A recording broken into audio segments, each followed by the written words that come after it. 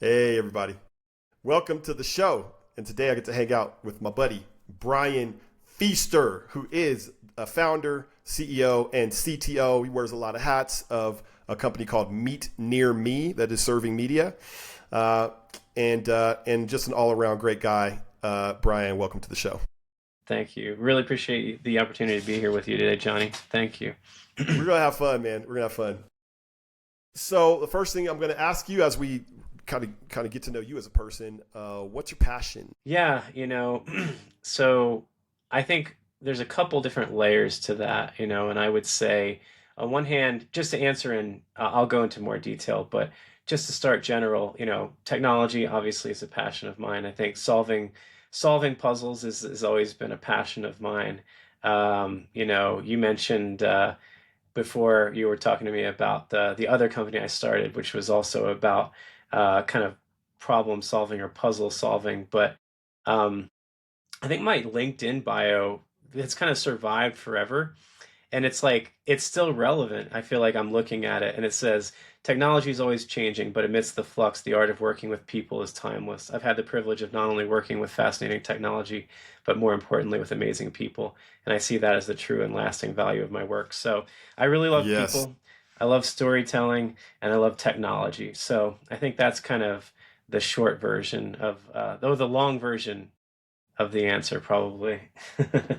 Where did you discover the love of storytelling?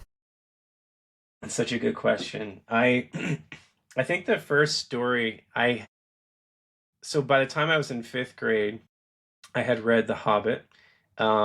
And when I think I was in second grade, a little ahead of the curve reading like chapter books, and I remember reading a book called Dealing with Dragons. And I used to take a piece of translucent like tracing paper, and I traced the dragon because I was trying to learn how to draw a dragon and stuff like that. Yeah. So I guess it started in second grade when I read that book, probably. Yeah, dude. Crazy. So you read The Hobbit, man. Um yeah, that's a good one. It Um is. It is. so rich. Um and I'm just thinking about Gollum and the puzzle scene Hmm. where he's got to tell riddles. Yep. Yep. Otherwise Yep. Gollum's going to eat him if he loses the riddle Yep. contest. Yep. And Yep. I just Yep. remember thinking, reading that and be like, how does he come up with these riddles? And how do you create a world and extrapolate yourself from the world in such a way that you can even create riddles inside the world between characters? There was something intricate about that just struck me. What's funny? I just saw this a couple days ago, and I feel like it's not often I recommend a bit from YouTube, but there's a guy, Malcolm Geet, who's a kind of a Tolkien expert. And I saw this bit from him where he reads from the part toward the end of the trilogy, Lord of the Rings, and it's the late part of the second book, in the middle book. Yeah. And he talks about how the characters in this dark, very, very dark moment in the story, Frodo and Sam are talking, and Sam starts to say, "Do you think that we might be in a story, Mr. Frodo?" And so, here's Tolkien writing about these characters, saying that they're in a story, and he's the one Yeah, writing the story. So I agree with you, dude. and I think that Tolkien, this guy Malcolm Geet, I just really recommend him. He's kind of a Tolkien C.S. Lewis He's expert, incredible. He's incredible. and yeah, you know this guy. Okay, Yeah. okay, yeah, yeah, yeah, He looks yeah, like and he kind of looks like a hobbit. He's yeah, amazing. he does, Yeah. or Gandalf or Hobbit or both. Yeah. So yeah, but anyway, I love that guy, and I think that he really touches on, and there's another part where I read something where it talks about Tolkien, and they say, how do you come up with all of this? And I think Tolkien really believed that, not in a delusional way, the story was real to him. I think Hmm. the story was real, like the world was real to him. And I think that, you know, that kind of goes back to something that I'm really all about, which is like there's something about creating something or breathing life into something that just didn't exist before. And I think that Tolkien really understood that, because for him, I think it was real in a way that, without sounding insane, I think that that was a thing for him. I don't know, but that's me. That's just Terry, my take anyway. we're just geeking out on like some literary stuff, but I'm gonna go with it. Yeah. Like, so Terry Brooks. Terry Yeah. Brooks, I don't know if you remember. I mean, he another one of Tolkien's descendants, right? Hmm. Wrote Yep. the Sword of Shannara. I think it's Okay. pronounced Shannara. I didn't read Um, that, but I've heard of it. Yep. yeah, but very very famous, writer, and he would talk about how the writer's burden to bear is that they're going to spend a lot of time in this other world, right? Yep. And Yep. people won't understand how much time you want to Yep. spend in this other Yep. world that you've created, Yep. to the detriment sometimes of relationships and commitments Sure. and circumstances that Sure. you have in this world, because you're Yep. spending all this time in this other world. And he said, but that, in his opinion, that was the mark of, Hmm. a truly dedicated writer. It's Now, interesting. do I Yeah. agree Go with ahead. that? All of that? No, but I just bring it up because it is very interesting and germane to the conversation we're having. Well, it's funny because storytelling, and I talked a little bit about sort of like breathing life into something that didn't exist, and that's where the other part, or the media connection, which kind of brings me on the show and the company Meet Near Me that I built. You know, I do have a really long history, whether it's, a Dungeons and Dragons campaign and a world that I'm building for that, or whether it's um like a company that I've been sort of quietly building for 2 years. And I do tend to sort of I really, really resonate with that because I tend to be very deep in a hole. I'm always building a world or creating a thing or whatever, and you do kind of get absorbed and taken away from the rest of the world. So it's definitely a thing for sure. It's a creator's. It is a particular Creators. burden that a creator bears, right? Yeah. Like that's me. That's me too, man. Like if I can get really sucked in to what I'm creating, and I love to create. I'm like you, man. I love to Yep. create. Yep. I'm a writer. I'm a poet. I'm a thinker, Hmm. uh, and it is easy to neglect other things that are important. That's the balance that we've got to try to Yep. somehow find, because it's not going to work. Like they say this about the guy that wrote Dune. Was it Frank Mm. Herbert wrote Frank Dune? Herbert. Yeah. They say he was a terrible father. you know, like that he just didn't spend time with his kids. Yeah. Like Yeah. and Yeah. and so yeah, his name is goes down in history, and they're making movies out of his books. Yeah. And nobody, he won whatever Nebula award Yeah. and all the great Sure. awards. Sure. But sorry, I don't. I would opt out of that. Totally. At the expense of my kids and my wife. Nah, probably not. No Yeah. thanks. Yeah. you Yeah. know. Yeah, and I think that like, and I don't think I'm doing as badly as Frank, but I will say that uh there is an unceasing vigilance against falling into that, because the pull into this other world is constant. It It's never so goes strong. away. It's just always there, and it's always trying to pull you in. Whatever it is that I'm creating at the time, it's like always whispering in my ear. You know. Yeah. Yes. Is that how it feels with Meet Near Me? Has it felt like It that at does. times? Like It tell me a little does. bit about that experience. Yeah, yeah. When I started the project 2.5 years ago, at the beginning, I decided that I was gonna. It was before my first son was born. He's a little bit less than 2.5, so Yeah. it happened around that time. And I felt the pull to like do the get up at 4 a.m. thing. So I started getting up at 4 a.m. every day, and I would do all this stuff before my day job Yeah. at Salesforce, where I'm an engineering leader there. And it was surprising to me, like the way that it kind of took a turn. But yeah, building that has for sure really changed the shape of my life. I was like, okay, I got to start getting up at 4 before my kids start. This is like before I even had kids. So this is like a couple months before my first was born. Now I have two now, and Yeah. it's completely flipped. Now I stay up until an ungodly hour and I wait for them to go to bed. But the Yeah. the thing is there, right? It's always kind of seeking out my time and trying to pull me in. And so yeah, That's how it is. Well, you're a creator, man. It's cool to even have this conversation because I've learned, I hear and I understand you're a creator, you're a builder, but then you're also technology. Usually, when I hear somebody's obsessed with technology, it's because they're a problem solver. They like solving problems, and so a lot of times I see the builder kind of fixer in different camps, but the builder and the fixer and the problem solver kind of exist in the same entity with you, which is an interesting mix. And I wonder, if is that a part of what makes you effective at both your day job and the stuff that you're building? Maybe you can pull that apart for me a little bit. Yeah, that's a good question. Um, so I think for me, like with Meet Near Me, this problem, I actually, so I was one of the founding engineers on a team that built a WordPress plugin that had 4 million downloads and was one of the more popular calendar plugins that you use for WordPress.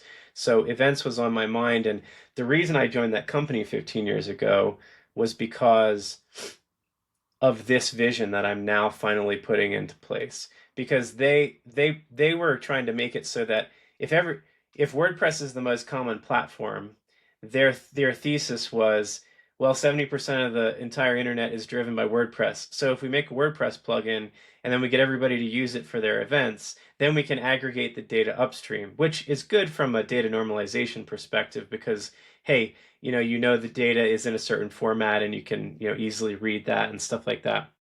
But um, the vision was always to create this higher level platform that sits above the calendar plugin installs and then pulls the data upstream.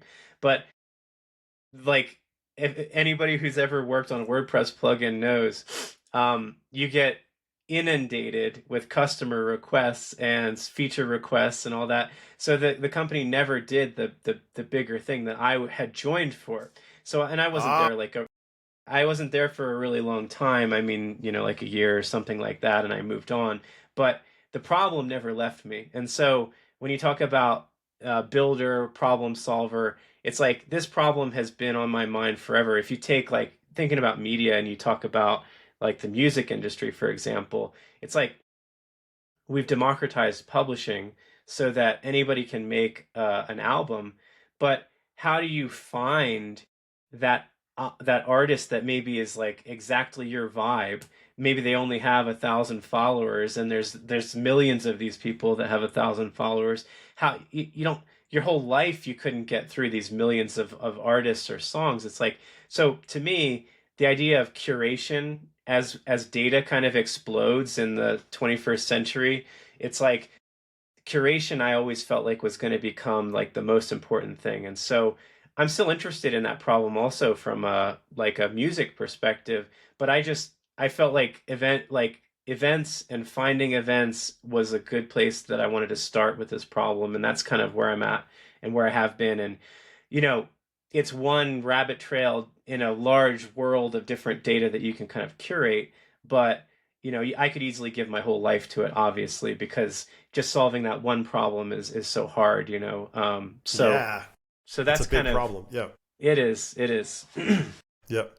So the problem you're solving is something like, when me being able to have an app on my phone and, and for this app to know enough information about me.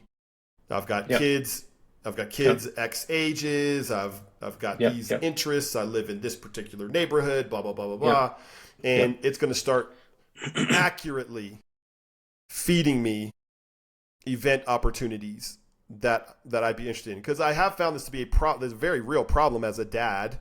Yeah. Um, Absolutely. it's a very real problem as a professional. Like knowing what's going on around me professionally that I might want to be a part of, like a date night, concerts. Yep. Like Yep. Yep. all those things are real problems, and I have found it difficult to Yeah. find good sources that'll push it to Absolutely. me. Yeah. Like the push it to me idea. Mm-hmm. There's nothing pushing anything to me.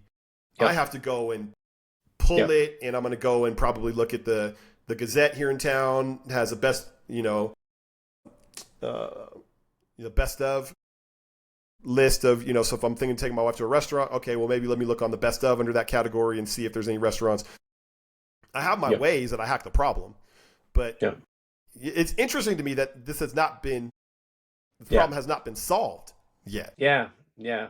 Well, and since this is you're about the media industry at the podcast, there's two things I'll redirect on a little bit. First off, the good news is you don't have to download an app. It's actually a website. But for the push part that you're talking about, because I think personally, I think that the era of like everybody has their own app, I feel like that's a little bit like on the way out. And so Okay. I built it as a pure web platform, which means that you log in, all you do is just like you would go to an app, you actually just go to the website. It's just Yep. meetnear.me, simple, right? You go Yep. there Yep. and you can log in So what I'm and yeah, doing you can now, I'm going to yeah. the Gazette. You know what I mean? Yeah. Exactly. So, and the idea is like remove the friction of an app install, make it like really simple. So that part. But then the other layer, when you're talking about the curation layer, um, what I'm trying to do in the shorter term, what you described is 100% part of the goal. But I have a side quest that I'm on in the way, on the way to get to that goal. And so what I've done with the platform now is I'm focused on giving this to publishers as a superpower. So what we do is we give the access to the data, API access, and an embed code that'll allow you to sort of embed this experience on any publication, on any newspaper. So, the Gazette showing you that, like you described, it could be powered by Meet Near Me as a platform. And Yeah. so that part is kind of where my energy has been sort of more lately. And, but we do have the ability to vectorize, to use a super technical term, a user and to say, like, okay, based on different things that we know about you, like your events that you have RSVP to in the past and things like that. It's all consensual in the sense that it's logged in. We don't do anything weird with like tracking you or data spying type stuff. It's just data that you knowingly gave into the Yeah. platform. And then eventually, and this is the real holy grail to your thing about like, oh, you got date night, you got kids and different ages, and like, how do you figure like all this stuff out? I think I'm going to build, and I haven't yet, but I'm not too far away from it. A something that's like a funny version of Tinder that gives you events. You like swipe left or right. It's like, oh, I'm not into that kind of thing. I am into that kind of thing. And so, you Yeah. go through, and then we use that data to then vectorize you essentially, which is just to say, it's the way LLMs work. So LLMs, it's almost like a massive galaxy or cosmos of all these different connections of data. Some of them have more gravity, some of them have less gravity, Yeah. and the idea being that that same way we can query the data in my platform, which is pretty unique. I don't know of other events platforms that are doing that. I think that part isn't really done elsewhere. So I haven't quite got there to be Yep. totally transparent. Yeah. But yeah, Yeah. you can go in and put your interests in like a more basic way, and then we're going to be evolving it so that you get more of like a dating profile experience. Or if you don't like that So because cool. you So hate cool. dating apps, we can find a Yeah. different metaphor for it. But No, it's cool. It's a great. I get exactly what you're saying, and so yeah, you're. It's good for me because I'm training the algorithm on what I want it to give me, right? And I'm here for that. I'd love for that to happen for me. Um, totally. so tell me a little bit about how you partner with media, and because the audience for this podcast is leaders of generally local media Yep. and niche media. And so Yep. that could Yep. be daily newspapers, that could be city regional magazines, that could be business journals, but this local kind of a feel to Yep. it. Absolutely. How might they work with you, or maybe give some examples of how people have worked with you in the past? Yeah, it's a great question. So I kind of alluded to it a little bit. So there's a couple things that I give to publishers who are, interested in becoming customers, and that one of those is API access.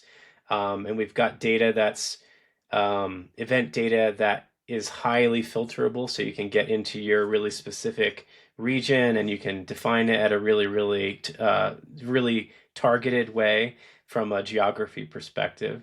And then in addition, You pass in semantic search queries, so you could say, you could talk to it like an LLM. You say, I want to find, I want to meet people who, I want to get more active, or I want to meet people who are interested in sustainable living, or all those kind of things. And it's actually able to summon relevant. There's a little bit of an interesting bit where sometimes you'll get stuff that it's not obvious why it shows up, but often that's because the title doesn't make it obvious, but maybe you go into the description, you'll find, oh, it talks a whole bunch about sustainability, but that wasn't obvious from maybe the title or something like that. Yeah. So Yeah. Yeah. that part is really useful when I give that to publishers. Imagine a world where you're generating maybe a daily newsletter, because yes, publishers traditionally were print, but now a lot of that stuff moves to newsletters and that sort of thing. And imagine that you have segmentation on your user base, and some vague things about age range, or maybe some interests. If you get them to fill out a form and you enrich that data within your subscriber base, now you could make those queries because I give you API access, and you could actually personalize email to each of those segments within your list. So that's something that, to my knowledge, is like in a totally different galaxy than any other like data source from an events perspective. And then in addition to that, and this is something that my Let big me new pause you. thing. Yeah, I'm yeah, going to pause you before you give me. So I'm going to have you yeah, bring that down. So now pretend you're a publisher, yeah, because I will yeah. tell you. So my publishers are I did a great informal survey last year, and Hmm. the thing that I was asking for kind of the felt experience of a publisher Yeah, of a sure. local media publisher, and Yep. it sounded something like this. I've got I I know I need to innovate. I feel Hmm. great urgency to innovate and to try new things, but I have less time than I've ever had, and I Yes. have less Yes. money than I've ever had. Yeah, Right? So exactly. put those glasses on, right? Yeah. Put those Yep. glasses on, because Totally. and so I'm a local media organization. I've got a site, and I'm trying to figure out what Meet Near Me could do Yeah. for me. Yep. Um, speak from that perspective. Yeah, absolutely. So to kind of revisit what I just said from that lens, what I would say Yes. there is essentially, um, you have you have a subscriber base, and um, you can make your publication a lot more sticky by making it more personalized. So what you can do is you can say like, hey, if somebody follows a link, we're going to use like tracking and attribution, which I know we're Yes. getting a little technical here, but Yeah. That's okay. Yeah. these things Yeah. help because they are part of what makes this possible.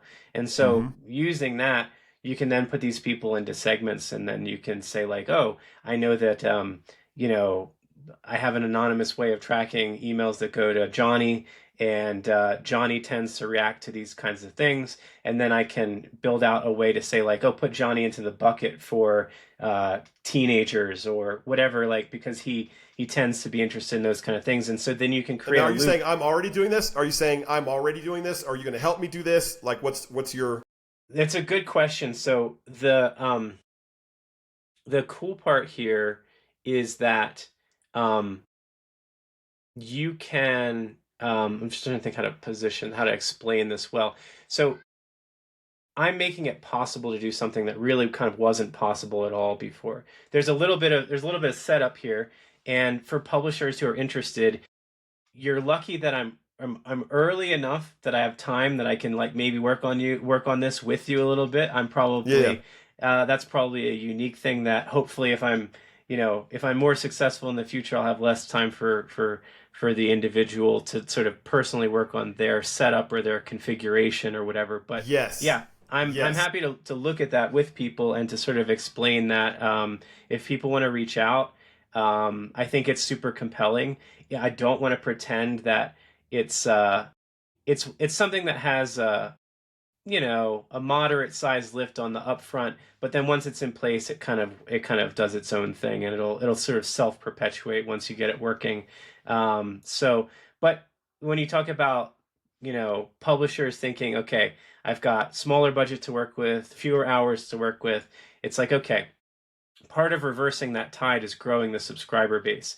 And if you can Hmm. increase the relevance, I have a guy, uh, somebody in public local publishing. Most people will know this person's name, and I'm not gonna name him, but he's saying that 30,000 a month in revenue they're making from the event recommendation loop, because there's also a bit where you can have featured events and then people pay to be featured, and my automation Yes. powers it in such a way where we go acquire this data, we pull it in for you, and then if Yes. there's 20 events, nobody needs to pay to be featured. But my goal is I'm going to get you 500 events in your area, and then once there's 500, there's no guarantee that any of those event hosts are going to appear at the top. Now you've got a good reason for them to pay you. And the way Meet Near Me works, you set your own price so you can be generous. You can make it $20, you can make it 50, you can make it 200. I mean, whatever you set it to, people will pay. And then when you're curating enough data to really motivate that, then you've got a reason. But the problem is most people are stuck on the time. The lack of automation means that, hey, they don't have 500 events, and if you don't have more than 100, then you don't really have a good reason for people to pay you to be listed. So Yeah. that's kind of the whole thing, and the part about personalization and like bucketing users and stuff, that's more of like a newsletter ops kind of a problem, but I'm happy to like wade into that with people. And I also would say I know budget is tight, but you know, if things aren't working for you, you got to take a bit of risk, I think, is what I would say, to pivot. And so I would, even if it's just a local publisher and it's just you, like you're the Hmm. CEO Yeah. and the janitor, right? Like if Like that's you. you, Yeah. Yeah. like me, yes. If that's you, I do think reskilling or learning the email layer and that automation layer, I think there's a lot of value there, and I'm happy to like be a guide and a helper, and I can talk to you through that. But with the API access, which I give, which to my knowledge no other platform really gives that, you can at least start that flywheel, which can, I think, eventually create a really powerful thing where maybe your subscriber base is growing instead of shrinking is the goal, right? You have to take a little bit of risk to make that pivot or to turn the tide on that problem that you see coming your way, in terms of like shrinking revenue and margins and all that sort of thing. But local newsletters, I had a call earlier today. In fact, I just got off this call right before I'm talking to you right now with a guy who has 42,000 subscribers on his local newsletter in upstate New York and a 60% open rate, which is mind blowing. That's So strong. Yeah. people That's people very strong.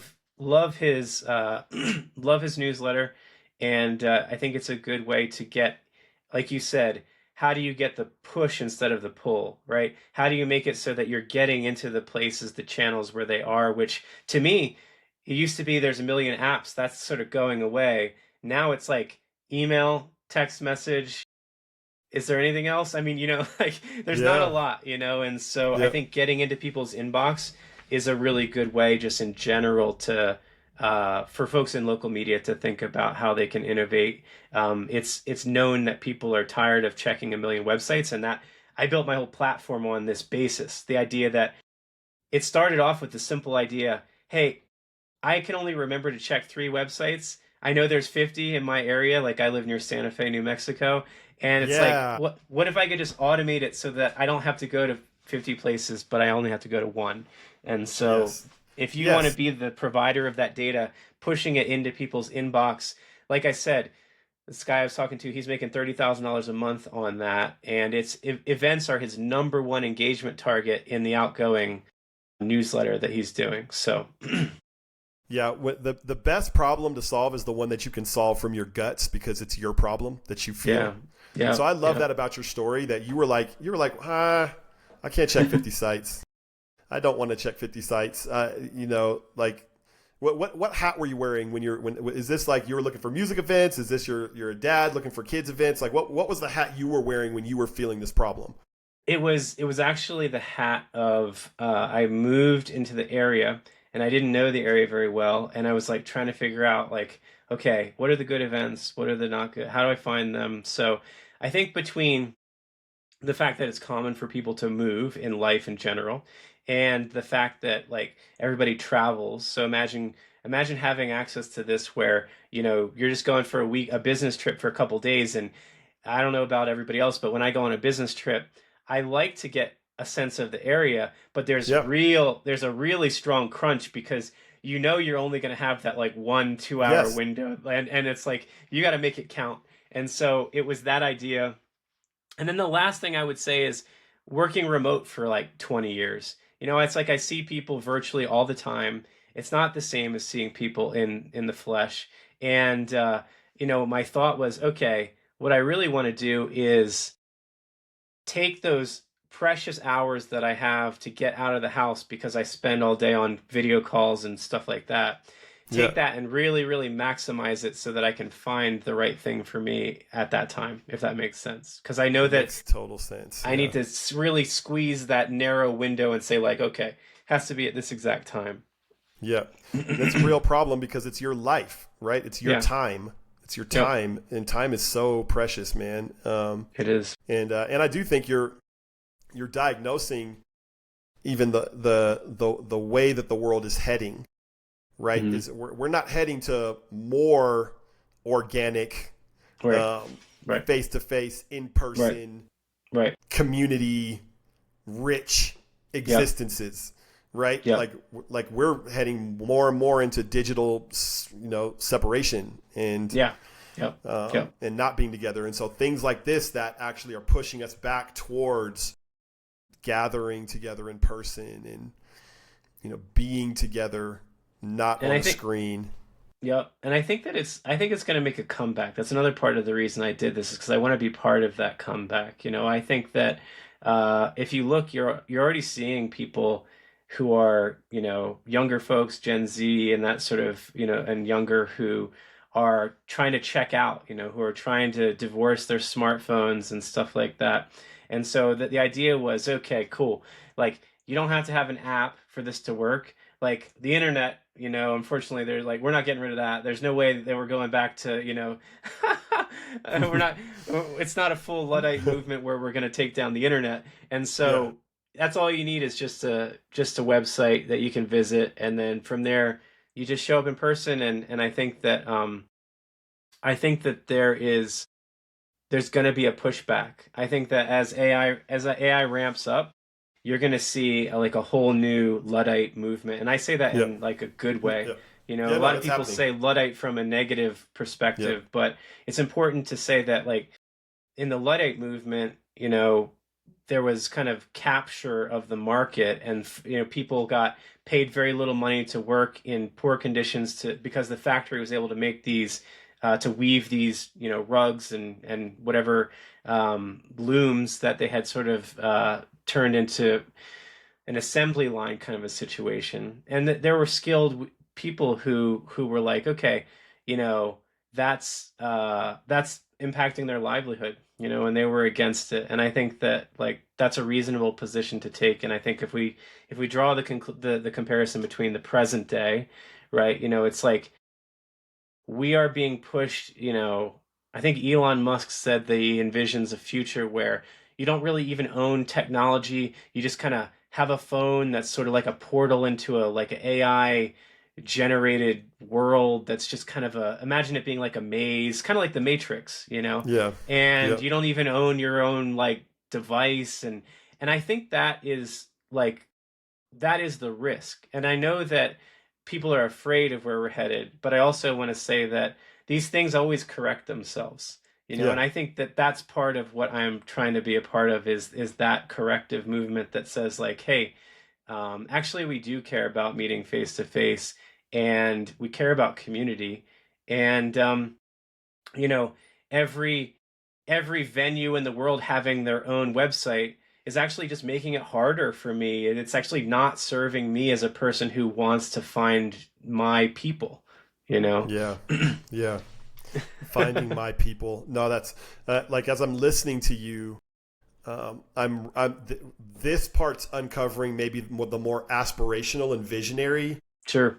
Yep. components of what you're trying to do, which you know that's so much more appealing to the soul anyway. Is like well, why did you create your company? Well, to go make money. Great, that's inspiring. Well, why Yeah. did you create your company? To solve isolation. Yeah, See exactly. you know what I mean? Like to some degree, I'm hearing you say that you're trying to Yeah, solve isolation, that's right. um, right? That's right. Like you're trying to help people find their people. I mean, what's more of a felt human need than finding my people? I mean, that's pretty deep. Yeah. Yeah. Yeah. And a lot of people talk about the loneliness epidemic and it's kind of a soundbite, but I also, the statistic is that the average person, says they have less than one friend, Yeah, and yeah. that's sad. And I think that I've said this in other spaces, and I think it's really worth repeating.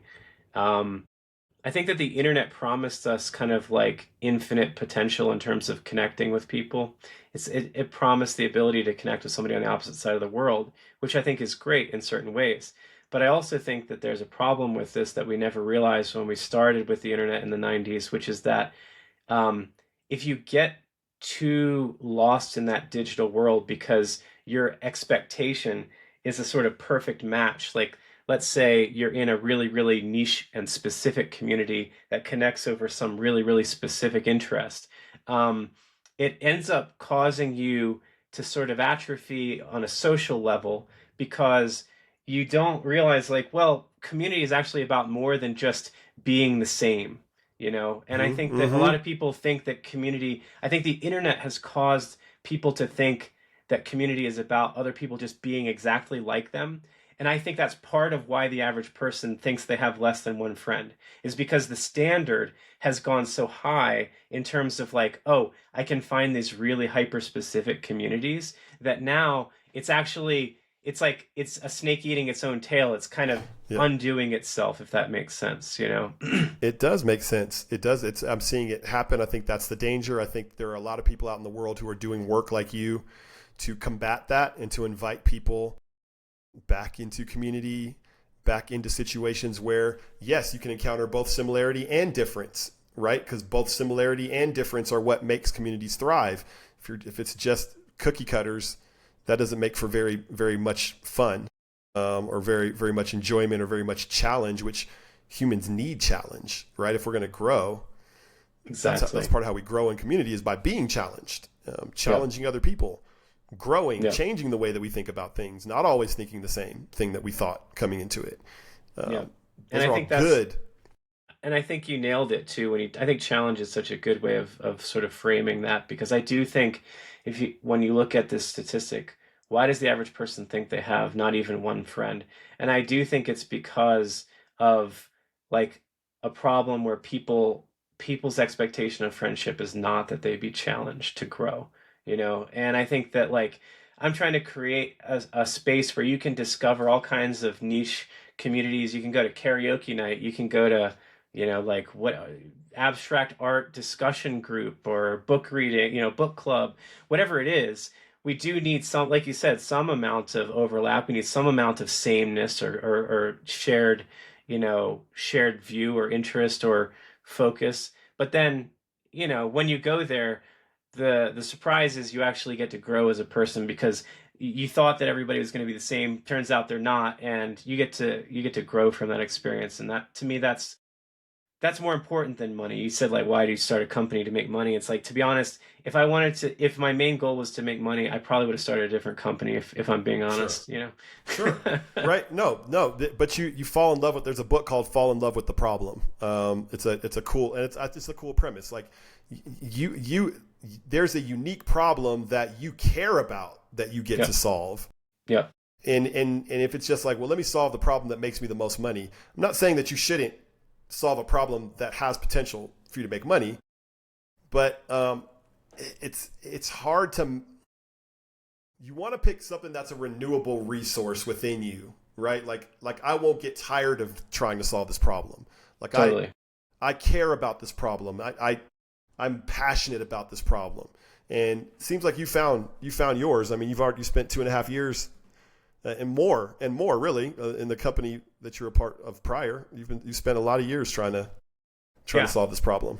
Yeah, I really have. It's been a big focus for a long time. But yeah, And I agree with you. I think that falling in love with the problem really is a key to the whole thing. And yeah, I've been the amount of energy that I've managed to summon to keep moving this problem forward after 2.5 years is surprising to me. Yeah. And so I definitely love it. So So we're a little bit over on time. Do you have time for me to ask you one last question? yeah, yeah, just one more. I was actually thinking about time too, but yeah, let's take one more question. I think that's great. All right. So you've said that you've started sentences with "imagine a world in which" a couple Yeah, times in this yeah. conversation. And Hmm. so, what is the world that you imagine? What is the dream that you're pursuing? Like, help us understand where you're headed, so that if there's anybody in the audience that can help you, then they know how they would help you. Yeah, absolutely. Yeah, I think the world where I'm headed is a world where I'm trying to bring together a bunch of different, there's the end user, there's just the regular person trying to find community, and I'm really trying to bring that together with publishers, and so that's why I feel like this is a great opportunity, just to join you on your show here because your audience has a lot of publishers in it, and those folks, I think if you really look at this as an opportunity, and I didn't mention it, but one of the things I'm going to release in the next week or so is the ability to share the event ticketing platform fee with the publisher. I don't know of anybody doing that either. And so the reason I say that is that I'm really working hard to to give away with very little resources to really empower communities. And so the people I'm looking for are the publishers who can let me know, things that I don't know about how it should be better. And I think that there's a golden opportunity that publishers have that they're sitting on and don't realize, which is that as AI threatens to sort of summarize your website and make people not even like go to it, that's one headwind, and the other tailwind, the good part is the depth of depersonalization and like lost in the digital world is like unfathomable, and the local connection is something that people need more than ever. And so that's kind of like why I'm here, is just to say, hey, I think there's a great opportunity to work together here, and I think that it's been a lot of work, and I've tried to automate that work, and I think there's a lot of power in that. And then, I think that if people think of local publishing as an opportunity toward community, to actually meet the person who writes the newsletter, right? Like that's an opportunity that can't be replicated by Google or Facebook or anything like that. And I think that teaming up makes a lot of sense. And so just helping me to understand the publisher, their pain points, and how we can work together to help build stronger communities. I think to me that's kind of the help I'm looking for, the people to come alongside or whatever.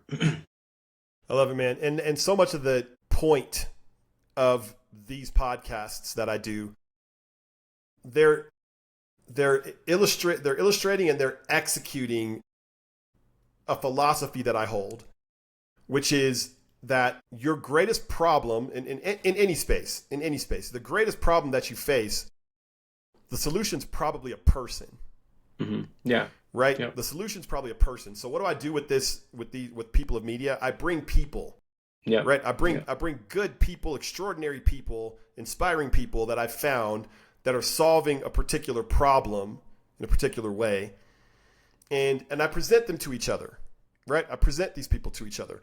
And so you're a person who has wrestled and dreamed and stayed up at night and gotten up at 4 a.m. and stayed up at till 2 a.m.